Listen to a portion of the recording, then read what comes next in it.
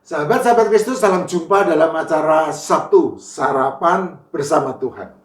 Adapun menu sarapan hari ini diambil dari Lukas pasal 21 ayat 1 sampai 4. Ketika Yesus mengangkat mukanya, ia melihat orang-orang kaya memasukkan persembahan mereka ke dalam peti persembahan. Ia melihat juga seorang janda miskin memasukkan 2 peser ke dalam peti itu.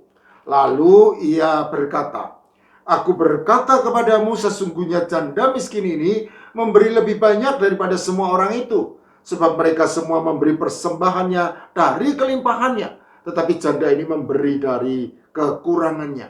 Bahkan ia memberi seluruh nafkahnya."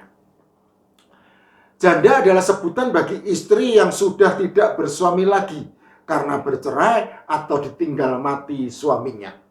Dalam masyarakat patriarkat, yaitu masyarakat yang menganut sistem pengelompokan sosial yang sangat mementingkan garis keturunan dari pihak ayah, perempuan dianggap sebagai milik laki-laki, sehingga janda-janda yang sebatang kara dan berdiri di luar lingkungan normal menjadi berada pada kedudukan yang sangat tidak terlindungi.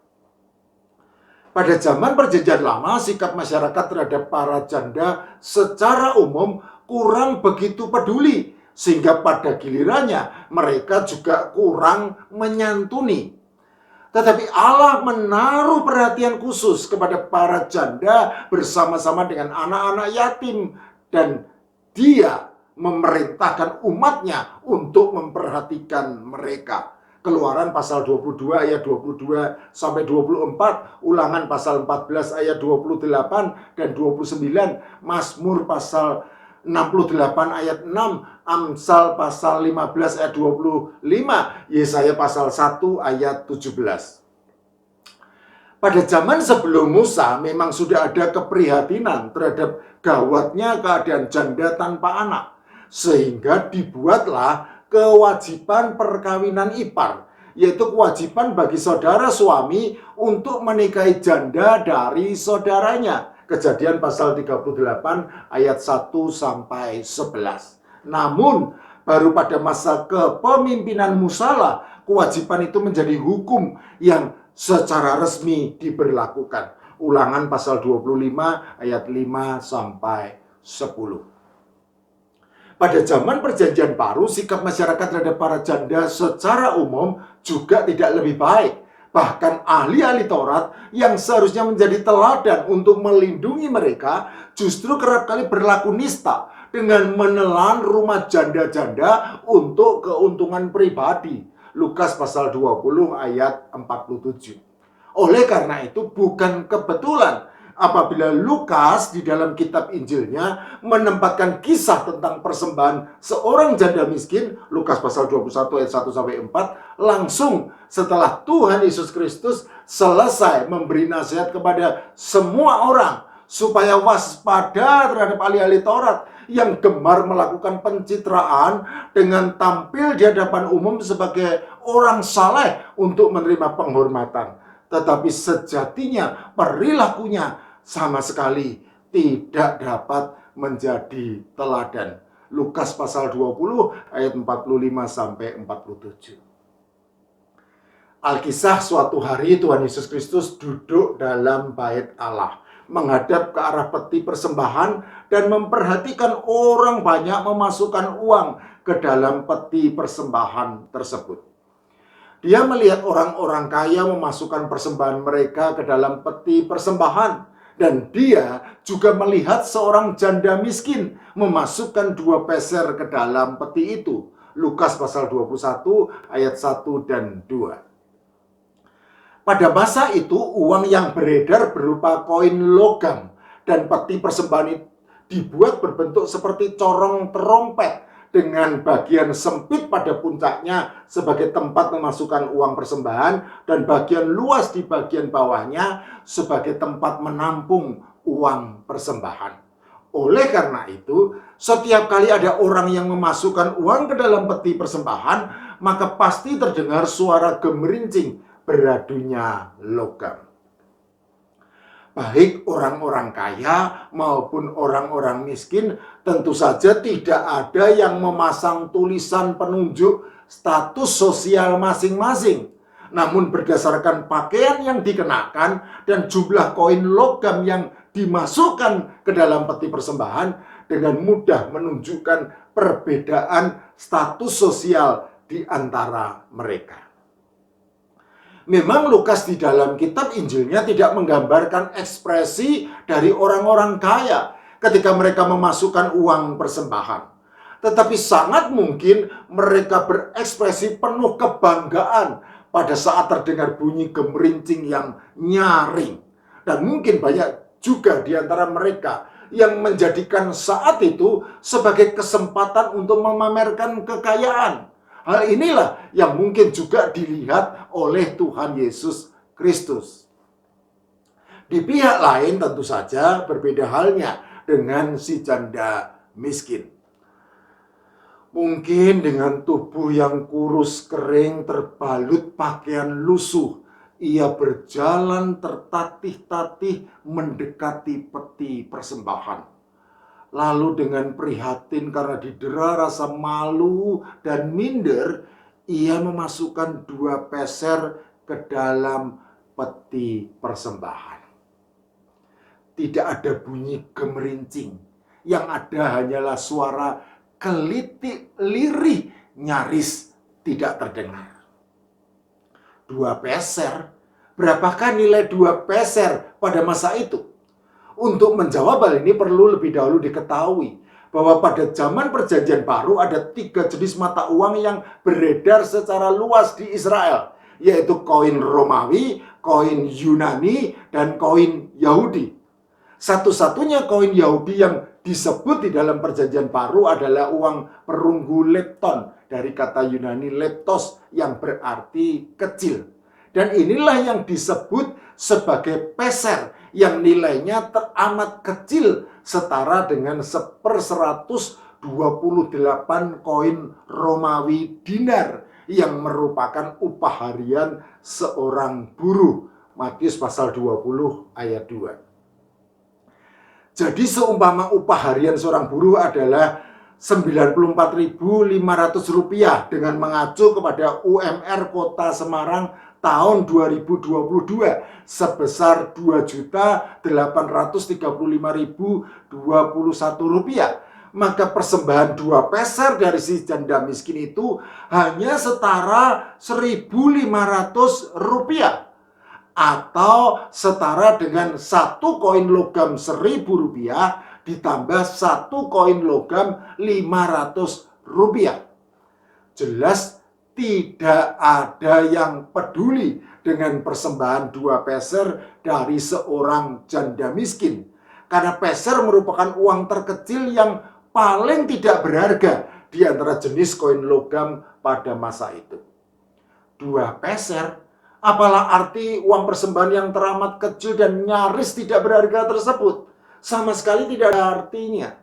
Ya, 2 peser memang tidak ada artinya di hadapan manusia yang hanya menilai berdasarkan nilai nominalnya saja atau berdasarkan kuantitasnya saja. Tetapi di hadapan Allah yang sanggup menelisik jauh ke dalam lubuk hati dan berkuasa melihat nilai pengorbanan dari suatu persembahan yang berkualitas, maka tentu berbedalah penilaiannya. Hal itulah yang dilihat Tuhan Yesus Kristus ada pada diri si janda miskin, yang meskipun secara kuantitas sangat kecil nilai persembahannya kepada Allah, tetapi secara kualitas justru sangat besar nilainya. Jauh lebih besar dari kualitas persembahan orang-orang kaya yang memberi dari kelimpahannya. Oleh karena itulah Tuhan Yesus Kristus kemudian memberi pujian dengan berkata, sesungguhnya janda miskin ini memberi lebih banyak daripada semua orang itu, sebab mereka semua memberi persembahannya dari kelimpahannya, tetapi janda ini memberi dari kekurangannya. Bahkan ia memberi seluruh nafkahnya. Lukas pasal 21 ayat 3 dan 4. Sahabat-sahabat Kristus, cara Lukas menulis kisah ini sungguh menarik. Karena ia memakai dua kata Yunani untuk menggambarkan kemiskinan si janda miskin. Sebelum persembahan diberikan oleh si janda miskin, Lukas memakai kata Yunani penikros. Tetapi segera setelah persembahan diberikan oleh si janda miskin, maka Lukas kemudian memakai kata Yunani tokos untuk menggambarkan kemiskinan si janda miskin. Dua kata Yunani, penikros dan petokos, mempunyai tingkat kemiskinan yang berbeda. Penikros berarti miskin, namun masih memiliki sedikit harta. Sedangkan petokos berarti teramat miskin dan betul-betul sangat miskin karena tidak memiliki apa-apa lagi yang bisa disebut sebagai harta. Jadi, 2 peser itu merupakan satu-satunya harta yang dimiliki oleh si janda miskin. Sehingga ketika ia memasukkan 2 peser itu ke dalam peti persembahan, maka dari penikros menjadi tokos. Dari janda yang miskin menjadi janda yang teramat miskin. Betul-betul sangat miskin karena tidak memiliki apa-apa lagi yang bisa disebut sebagai harta. 2 peser memang teramat kecil nilainya. Tetapi 2 peser itu merupakan seluruh harta yang dimiliki si janda miskin. Dan apabila diperbandingkan, maka orang-orang kaya memang memberi jauh lebih besar nilai nominalnya. Tetapi jauh lebih kecil nilai pengorbanannya. Itulah sebabnya Tuhan Yesus Kristus mengabaikan orang-orang kaya dengan segala kelimpahan yang mereka persembahkan, dan justru memberi pujian kepada si janda miskin dengan berkata, sesungguhnya janda miskin ini memberi lebih banyak daripada semua orang itu. Sebab mereka semua memberi persembahannya dari kelimpahannya, tetapi janda ini memberi dari kekurangannya.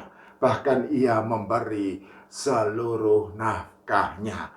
Lukas pasal 21 ayat 3 dan 4. Sahabat-sahabat Kristus, melalui kisah tentang persembahan seorang janda miskin ini, Tuhan Yesus Kristus mengajarkan bahwa di dalam hal memberi persembahan bukan sekadar kuantitas saja yang diutamakan, melainkan juga kualitas. Bahkan kualitas suatu persembahan jauh lebih bernilai dari kuantitasnya. Satu hal lagi yang harus kita teladani adalah sikap terpuji dari si janda miskin yang mengutamakan untuk memberi persembahan kepada Allah lebih daripada mementingkan kebutuhan hidupnya. Hal ini menunjukkan bahwa ia mempunyai iman yang bersandar penuh kepada kasih dan pemeliharaan Allah.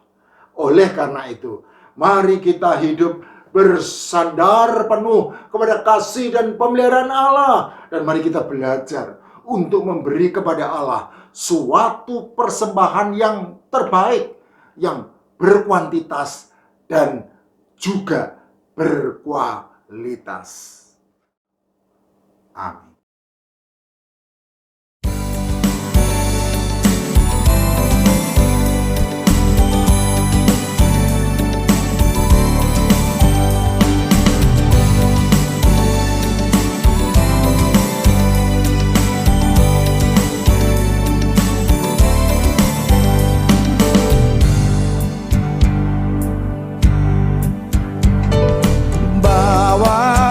Persembahanmu dalam rumah Tuhan, dengan rela hatimu, janganlah jemu.